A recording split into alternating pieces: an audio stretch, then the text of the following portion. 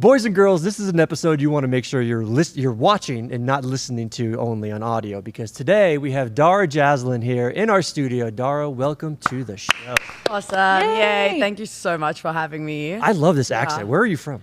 I am from Capetown, South Africa. Capetown, South Africa. How long have you been in Vegas for? On and off for about a year, and it hooked me in to stay, so 3 months permanently. Yes. So I'm staying. You're staying. You're not going anywhere. I can tell that you're relatively new to Vegas because you're starting to take over my algorithm. Even before I knew you knew who you were and knew that you were a musician, you just started showing up because I think we have a lot of mutual friends. Oh, cool. I saw that you performed with Michael Richter at the barbershop. Yes. Which was phenomenal. It was so funny because Michael Richter's girlfriend DM'd me. She posted a video of you with Michael on stage. And I DM'd her and I was like, wow, she's really good. And she's like, yeah, you should absolutely have her on the show. And then like by happenstance, somehow we got connected, you and us, and we got you scheduled on the show, just like it was destiny. Oh, I think it was destiny. I think the universe is always recalibrating energies to connect. And Michael's an amazing performer. Morgan's lovely as well. Yes. So I'm happy that my feed was getting on your algorithm. Sometimes it's hard to get in that algorithm. You're taking over. You're taking over Vegas. One post at a time. One post at a time. That's right. What's the compared to Capetown? What's the scene like? Because you've been in music since you were 4, right? Yeah. So I started classical piano when I was 4 years old. Yeah. And my dad's Eastern European, so he was like, you will practice 1 hour of piano every day. And I was like, okay. I started that and singing just as long as I can remember. Actually was singing, like when babies are born, most babies come out crying. Sure. Yeah, I just came out. I was like, oh, I'm here.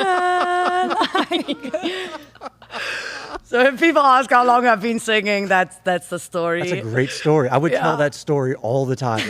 If that was me. If I could sing, I would say that line all the time. Be honest, and the show is called Big Head. We're a bunch of people that are very slightly cocky, but definitely overconfident, and we like bragging. How big of a deal were you in Capetown?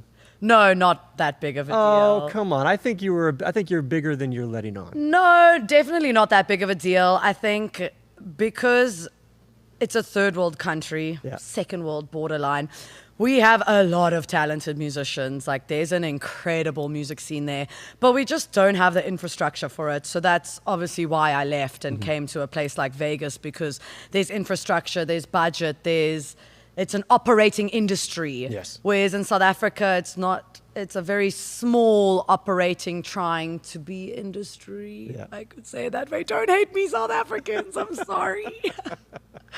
So I wasn't that big of a deal. I mean, I started gigging in South Africa when I was 15 for money, just at like restaurants and weddings. And then when I was 18, I left home to just travel and do music. And now I'm here. And here you are. Did you go from Capetown to Vegas, or was there somewhere in between you went? There was a lot of places in between. So when I was 18, I actually started working on cruise ships as a piano bar entertainer. Okay. And there was only one cruise liner that was going to hire me under 21. Yeah. So went to Carnival when I was 18 and did piano bar entertaining, which was super fun, especially because I was working in a bar I couldn't really even be in. Yeah. But that's been able to take me around the world doing shows. And then through that, I was able to book more land gigs in certain destinations, like in South America, in China, even in Europe. So besides ships, I also did my own sort of shows in different countries. And then it was also a good doorway into the States. Yeah. So I'd done a lot of ships out of the US, which kind of gave me a feel for the US. And then, I toured a little bit around the West Coast in 2022. But You're just on the move. Yeah, for 9 years, I think every 2 to 3 to 4 months I have moved. What? Whether it's from a ship or to a different country or somewhere new. I've been to over 90 countries now, which was Are you someone that amazing. likes to keep to yourself? Like you don't necessarily need to be around other people because you're so busy doing things for yourself? Like I feel like if for 9 years, if I was somebody and I'm like I'm very independent. I'm very on my own. But if I had reasons to stay in a certain spot, it would be hard for me to travel. But if I don't, if I have no real ties, either relationships or any other commitments, I'd be out and about traveling the world like you are. Are you somebody that's independent, or do you need to be around other people? I think it's a balance. I think everything in life is a balance. I am very independent, obviously, since traveling on my own since 18. But I think the energy you put out, the universe will always bring you people with that energy. So I am very social and I love people. And I think that's why I love being a performer as well, because you're constantly meeting new, interesting people. Yes. So the universe has been really abundant with friendships and new connections with every destination I've traveled to. And then I have my solid homies and friends in South Africa that I always stay in touch with. Yes. And, they know I live this lifestyle, but it doesn't take away anything from the strength of our friendship, which is such a blessing. You are very good with your words. I'll give you that. Oh, well thanks. Done. Well done. Julie has a question for you. Yes, Julie. Oh, yeah. I do. So you mentioned one of the reasons that you decided to officially come to Vegas was due to the infrastructure in the entertainment industry that you didn't have back home in South Africa. But there are many cities around Vegas that have entertainment infrastructure. Like, why didn't you pick LA or New York or Atlanta? What was it about Vegas? I think there are two reasons for this answer. The first one is my dad used to be a musician in Vegas in the 60s. Oh, whoa. So he played double bass with he even did a show with Frank Sinatra, Santana. Used to play with the Carpenters a lot. So that was definitely partially a reason that it intrigued me to come to Vegas. Of course. And then secondly, a lot of people on cruise ships I worked with got over the ship life, which is kind of where I was at, and moved to Vegas to work. So through them, I saw there's a lot of entertainment happening here. There's a lot of industry happening here. So I just took the leap of faith and I came here for 2 months as a tester about a year ago. Didn't know anyone, didn't know anything. I was like, I'm just going to come. Yeah. And I think what made me come back and stay, because I've been to New York and LA and all these places, was the circumference of Vegas isn't very big, but there's a lot happening. Yes. So everything's really close. And it's super cosmopolitan in a way that I really enjoy the people here. Like all the entertainers, I'd say mostly all the entertainers and performers, whether they're musicians or Cirque du Soleil or in the entertainment industry, are just like really grounded, good people. I've really enjoyed the people here, and everyone's kind of an import from everywhere, Like if you meet someone that's born and raised here, they're like a unicorn, basically. That's what they call themselves. Yeah. Spot on, yes. So I think the people and just so many show opportunities in such a close proximity, it really reeled me in. There's also always something happening. If I end a gig early, you can go watch your friend play just down the road. And have you seen Santana play? No, I haven't. I almost did earlier a few months ago, but then I was booked for a gig and I couldn't get out of it, and I was so sad. He's got that residency at Mandalay. I don't know if he's performing at the moment or not, but I know he's obviously getting up there in age. Gets injured every now and then or has some sort of situation going on. But if you get the chance to see him, he still rocks. Yeah. Still fucking just goes all out. And the entire band. It's such a great experience, so much fun. I wish Brian was here because Brian is also one of our engineers, and he that's actually his giant head to your right on the wall back there. Oh, hi, giant head of Brandon. And Santana's been at Mandalay or House of Blues for forever. I must look into future tickets. Make definitely. it happen. Dara. Yeah. Make it happen. Yeah. Do your parents live here, or they still live in back South Africa? Still South Africa. Yeah. So I was born there. I'm just a bit of a worldly person. Like I'm South African, but my upbringing wasn't very South African. So my mom's Lebanese, born and raised, and then my dad's Hungarian, raised all over Eastern Europe. Then we lived in Saudi Arabia till I was like 6 or 7, but always traveled. Sure. And then from 7, we lived in South Africa permanently. But I obviously feel South African in a big way because that's where I was raised, but a lot of aspects of my home upbringing was very different. Yeah. And then since traveling since 18, so I just feel like I'm a citizen of the world. I love that. You got the rock star look to you. You got all the tattoos. Oh, on and everything thanks. Like that. I love that. Are you done getting tattoos? Or are you gonna get more? Oh, it's always a work in progress, hey. You're never gonna be done. It's never going to be done. I just finally finished a sleeve after 11 years. The final piece was the elbow. Don't recommend. Don't get your elbow tattooed. It's not fun. You just got your hand tattooed the other day too, didn't you? Oh, yes, I did this hand tattoo. Lex the Gemini. She's amazing. Yeah, this was awesome. I have a bunch of finger tats, but I love the hand and finger tats because when I play piano, I just get to see it the whole time. Exactly. Yeah. So, and I always knew I wanted tattoos. I think since I have memory of time, I've always wanted to do music. And I also feel really fortunate that it's actually the only job I've ever done in my entire life. Good for you. I've only ever done music, which now that I'm getting older and as I've traveled, I've realized it's quite rare, actually. It's very rare. So I feel really blessed that I've always been able to do that. But since I've always known I wanted to do music, I always knew I wanted tats. And I even had dreadlocks for 7 years. So I just went all out, but Bring the brushed those dreadlocks out. back. What do we have to do to bring the dreadlocks back? That's what I want to know. You know, Vegas naturally dreads my hair anyways. No, I had them for 7 years and they were great. It was actually like the front part of my hair was normal. Yeah. Back part was dread. So it was my version of formal in the front, party in the back. It's your own mullet. It's your own version of the dread mullet. But it's just a lot of maintenance, and I'd made them myself. It's a lot of maintenance, and eventually I just got over it, you know. I don't blame you. And I mean, I washed them, I treated them, I did everything. Yeah. And when I decided to brush them out, damn, it was not fun, and it was pretty gross. I'm not gonna lie. What'd you find in there? Be honest. I mean, as I was saying Snacks? earlier, as a mermaid, so I just live on the beach. It's the one thing I do miss with being in Vegas. But I think I found particles of sand that had been in there for a solid 7 years, That probably. makes sense. Absolutely disgusting. Yeah, so gross. And like I said, I literally would treat it. I would wash it. I was like, they didn't smell or anything, but the middle part. And I think I always thought I would really miss them when I got rid of them, you know, because it was just such a part of who I was and my identity in a way. But I think brushing them out, and I spent 6 days till 5 a.m. brushing them. Jeez. I went through that process and realized how gross they were in my own brain. And I think that's what made me not miss them and not want to get them back. Nothing against them for other people, but just I had my journey with them for 7 years, and then It's a closed chapter in your life. You know what? I changed my mind. Don't bring them back. Okay.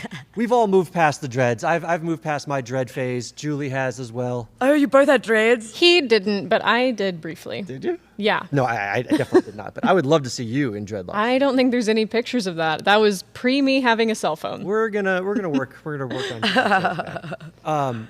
I'm more impressed. Obviously, the dreadlocks is very impressive, but I'm more impressed is the fact that you are able to sustain a normal lifestyle while just playing music and not needing a second job or even a main source of income. It's been such a blessing. Are you just grinding and hustling so hard that you just work?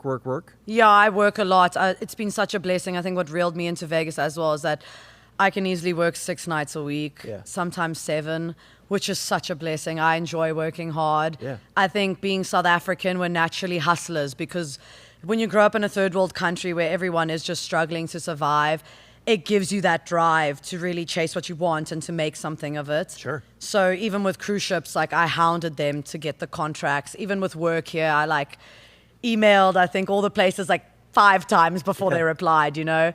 But I think I also get that discipline from my parents. They really instilled that in me in practicing a lot. And growing up, music was always a part of the environment. So our routine at home was kind of eat dinner together as a family, and then I would play music for them afterwards, after dinner, or if they had friends over. So since a kid, I've gotten exposure performing to people.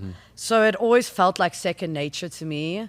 And then just hustling on the gigs when I was in high school. And Good for you. yeah. With that mindset, you definitely come to America and you have a leg up on most people because most people, unfortunately, don't have that hustler mindset.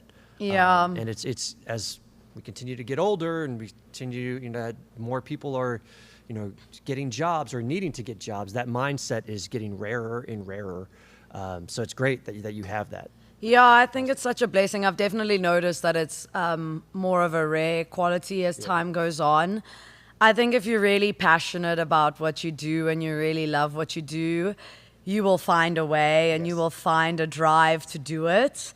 And if you don't, then that's on you. You can blame society or social media or like whatever you want to blame, but ultimately it's your responsibility. So where are you? Where around town are you performing? So I do a bunch of different venues. Tomorrow night I'm at this place called Whiskey Down in MGM Grand. I really enjoy that venue. It's kind of like a solo piano bar, interactive show. I've also been doing the dueling piano venues, so like Harrah's and Eastside Lounge and The Win. I also do Red Rock Casino, Durango, all around the Venetian. Ale Lounge and Resorts World. So when you're performing, are you doing originals? Are you doing covers? Are you doing a mix of both? I'm doing a mix of both. I always try throw in originals, especially with the request-based shows like Whiskey Down, for instance. I have my song repertoire book there, which has like, let's say 1,000 songs in it that I can play. But then the last page is all my originals. Yeah. So people often request originals, and even if they don't, I'll always throw in originals. What's the most requested song you get? Shallow by Lady Gaga. I could so see that. You had a video of you singing that on social media, yeah? I think a really long time ago I posted a cover, maybe like 6 years ago. Well, I did dig back pretty far. I love that. Julie reached out to some of your classmates in Capetown and way back in the day. So. Oh, totally. They're just gonna say the best and worst things. Exactly. all the stories of you with the dreadlocks and everything like that. It was great. Oh, I was a wild fairy when I was in high school. Oh gosh. Do you get tired of doing Shallow, or is that something that you're just turn your brain off?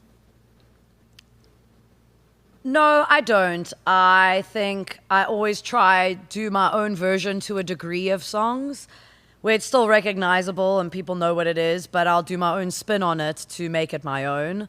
So I think I'll always try to do it slightly different every night, but usually people's answer, especially in the like dueling and solo piano bar world in general, it's, like Sweet Caroline, Don't Stop Believing, Piano Man, But I think people obviously see me as see more of a Gaga vibe or whatever. So that's been the most requested.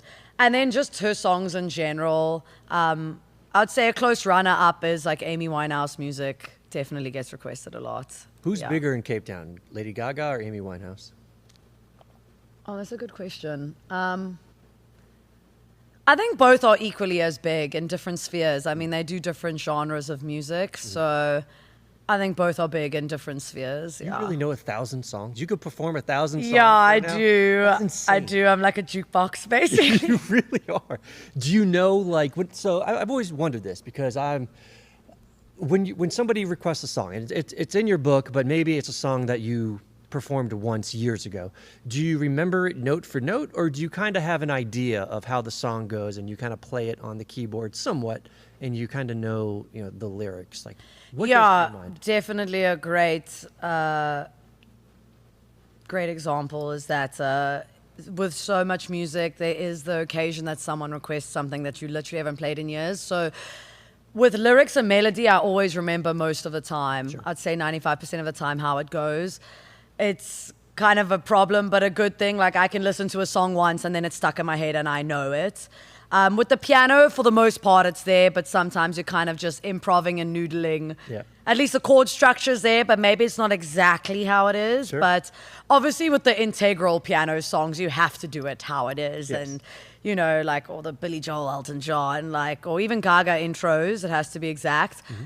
And then there's also times that people request music that I don't know.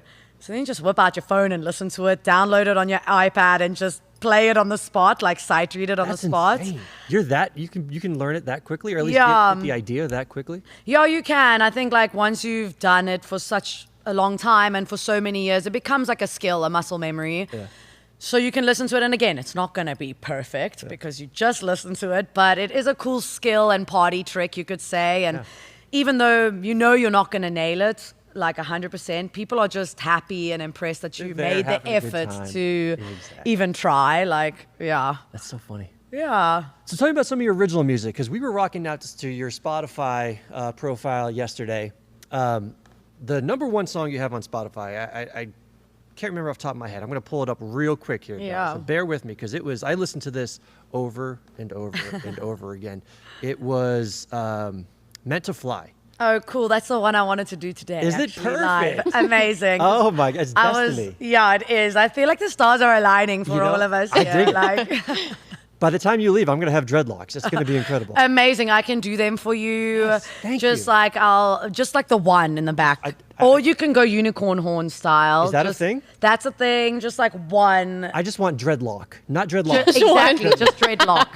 Yeah, I think that's the new trend. That's I definitely think you're something. going to be a trendsetter here. I think we're onto something. I don't want to get ahead of myself. Hashtag dreadlock, not Hashtag locks. dreadlock. Big head dreadlock. Big head dreadlock. Yes, I love that. Meant to Fly. Where'd you come up with this? So that was the first song I ever wrote on my first cruise ship contract when I was 18. I maybe should have wrote Set to Sail, but anyways, it's Meant to Fly. Set to Sail will be the sequel. There is something super magical and serene about just being in the middle of the ocean. Yes. And all you see is ocean, and there's nothing around that. And it's kind of mesmerizing and inspiring in a way. So, I was 18 away from home on my first cruise contract, performing, like, couldn't believe what was happening. And I just came up with the song. And for me, I don't ever try force myself to write. I more wait until I get in the zone. So most of my songs I've written probably all the piano and lyrics within 20 to 30 minutes. I'd say like my best songs. Like I just get in the zone and I write it all out, and then I'll fine tune things after it. But the main structure of the song is generally done pretty quickly. Because then I feel like I'm just channeling the music, and it's just like coming from the soul. Do you have songs that are in the backlog that you haven't finished yet, but you're just waiting like for that moment to strike you whenever it is? Yeah, I think a lot of musicians have that. But then I tend to just keep writing new ones that just get finished. What do you typically write about? Do you have In a the theme? past, and even now, I am quite spiritual at heart and like all into the universe, but a balance of both. Like I have like 1 foot in the sky, but 1 foot on the earth as well. I think it's important. But so a lot of just like life concepts, like I'd say maybe psychology or just life experience concepts or alchemy, or, like when you hit your head, how to reflect back to yourself, or about society, or about, where the world's at.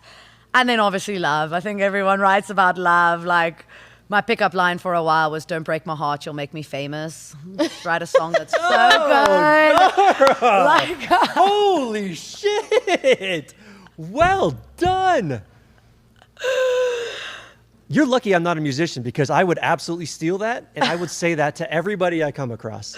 That's incredible. I realize it's not so much of a pickup line, it's more of a threat, but like, but it can work in the inverse. It can also be like, "Hey, make me fall in love so hard that you make me famous." But often people relate to breakup music more like, They're just so scared they have to date you now. yeah, exactly.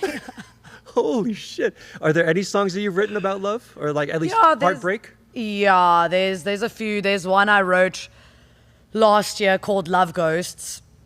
And that one was mainly about being on the road and traveling all the time, right?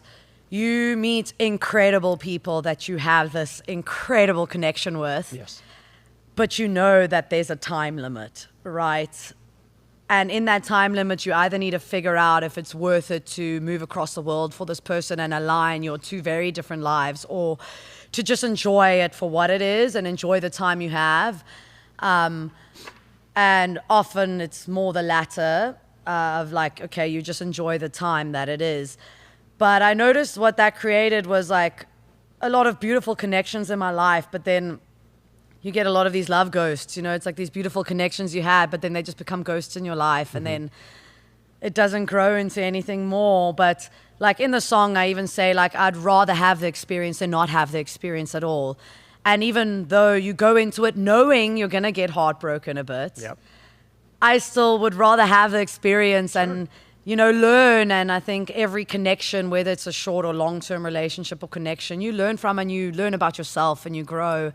And you also sometimes learn what's possible in a connection. So, are you in love right now? Not answering. The silence. I'll just say yes. Are you at least in like right now? Are you in like? Yes, I'm in a deep like. In a for deep you. like. It's confusing. Is it album worthy? Is it worthy of maybe? Oh yeah, I've written creating some an album songs around? already. Really? I've written some songs already. Stop blushing, Dara. Look at you. Yeah, I think that was like a cool prospect of feeling like I'm moving to one place as well, and that I think a lot of musicians are lovers at heart. We are romantic, empathic beings, and I think that comes out through when we perform a lot. So I think a big thing for me was feeling like, cool, if I'm going to be in one place, naturally that doorway is more open then to having something a bit more like substantial potentially, instead of just like always moving. Sure. It's hard to obviously have a long-term stable relationship when you're always moving. So, yeah. Spot on. Yeah. You are very spiritual. I can tell. I have family members that are very much like you. That's very much the universe and 1 foot on the ground, 1 foot in the sky, whatever. Yeah. I get that. Explain it to me like I'm a non-believer, but I want to believe. I want to be convinced. I want to hear something that maybe makes me think twice about maybe I should be more spiritual. What's like your best argument for it of being spiritual? Look within yourself. You don't need anyone to convince you. It's all within. I think like being spiritual, it's not like religion. It's very personal. Like it's very much your connection to what you believe this reality is about. Sure. So I would never try convince someone to be spiritual or, anything. I would just be myself, and through me living my own life in the way I do, if you see that and you naturally resonate with that and then want to talk about it, look within. All the answers are within. If you meditate, I think when people try force a certain thing on other people, the message gets missed, So for me, it's just, I'm just myself. And if people decide to be spiritual from watching how I live my life, it must come from them. But I think that's when it's the most impactful, is just look within and you'll find your own answers. That's a perfect answer. Yeah. That's good. Cool. Nicely done. Well, here's what I want to do. I want to take a quick break. I want to set up this keyboard. We just brought this new keyboard stand, which I'm really excited to try Yay. out. And you're going to play one of your songs for us. It's gonna be Awesome. great. I'm excited. All right, let's take a quick break. All right, boys and girls, so it took a little bit longer than expected to get the keyboard stand set up. I am in different clothes, as is Dara, so for our eagle-eye viewers that may have noticed that we did a little outfit change, don't worry about it. Just mind your business. We're here to listen to an incredible song by Dara. Dara, what are you going to play for us today? I'm going to play an original song that I wrote when I was 18 on my first cruise ship contract as a piano bar entertainer. And it's called Meant to Fly. Yes. I maybe should have wrote Set to Sail because I was on a ship. That can be the sequel. Sequel. Stay tuned. Yes, we're all waiting or anticipating the sequel. Look at that keyboard you have, too. That's an incredible keyboard. Oh, yeah. It's just what I noodle with at home. I thought I had a good keyboard. I feel very emasculated right now. Oh, because no. your keyboard far outshines the one that I have. I'm embarrassed. It's 88 keys, and I think coming from a classical piano background, I'm just used to having all the keys. I would expect nothing less from Yeah. Dara Jazzlyn. But yeah, it's called Meant to Fly. The lyrics mean a lot to me. I always write really deep lyrics, so I hope it resonates with you and the listeners. And I'm sure it will. yay, enjoy. Dara Jazzlyn.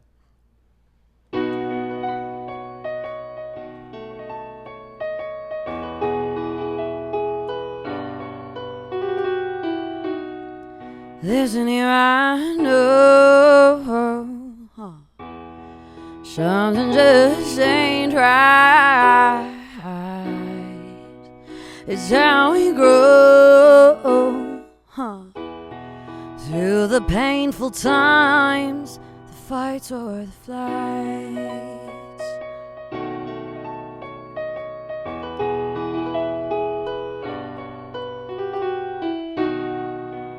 we can try to perceive what we can subconsciously see. We've just got to be presence within our reality. But I know that, baby, I'm meant to fly.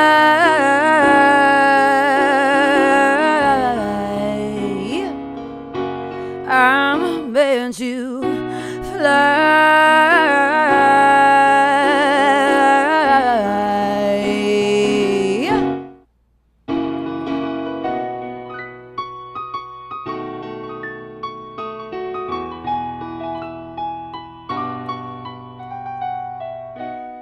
Become best friends with yourself. It's you and your mind against everybody else. The power's in the presence of time, baby. Manifest your dreams, set your soul on fire.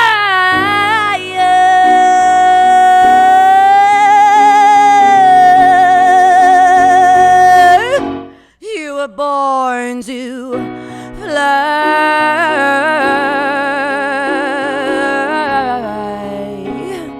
but baby, you were born to fly,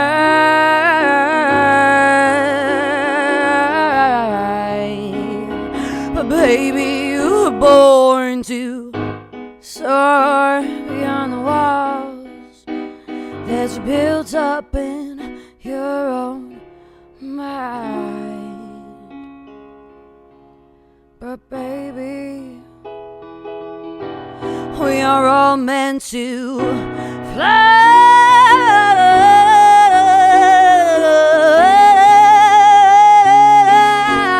We are meant to fly.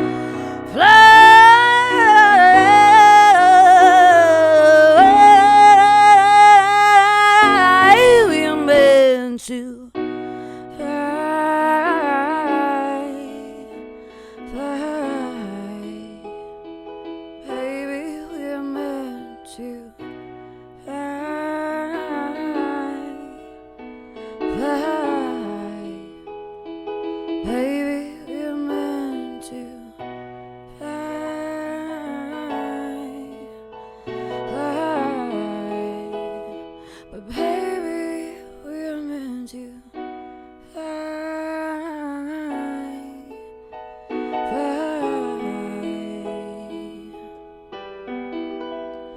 so fly, my flutterby.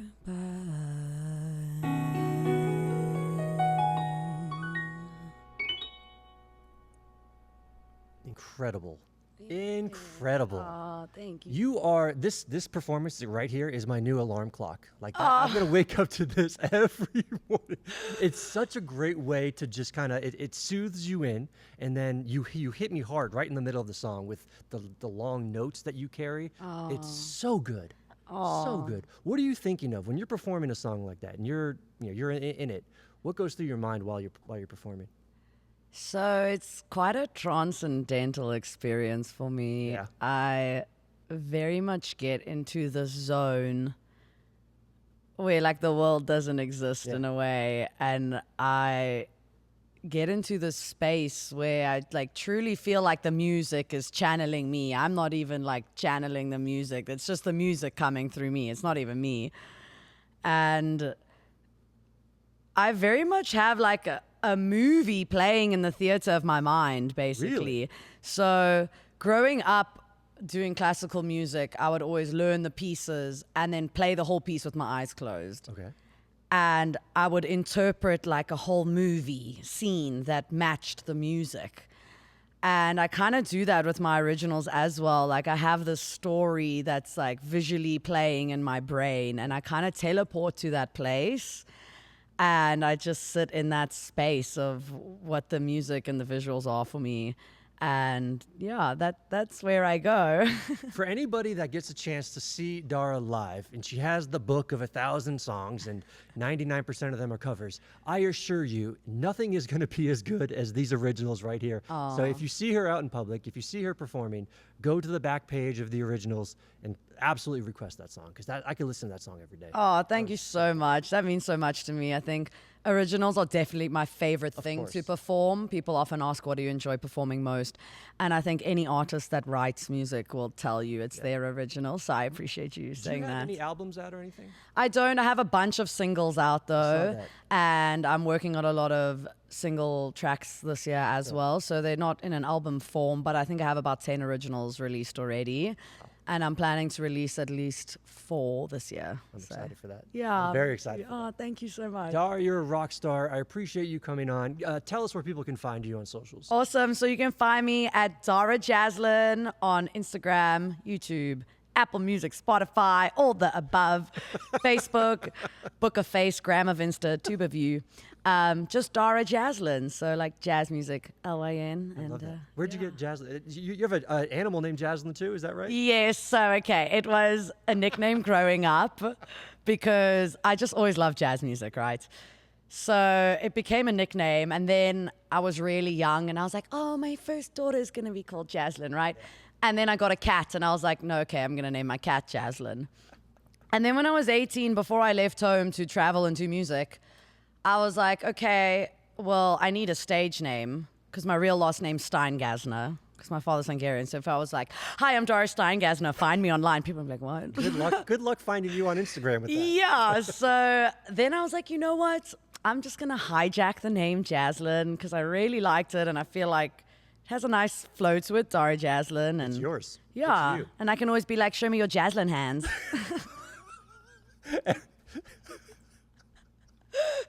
Show us your Jazzlyn. Your Jazzlyn hands, all that Jazzlyn, instead of jazz hands. I love that. I need a favor from you. Okay. Can you play one more song, and it's going to be the Big Head outro, because my wire is not connected to my computer, so I'm relying on you for the outro. I need like 15, 20 seconds. Okay, I got you. All right, thank you. Okay.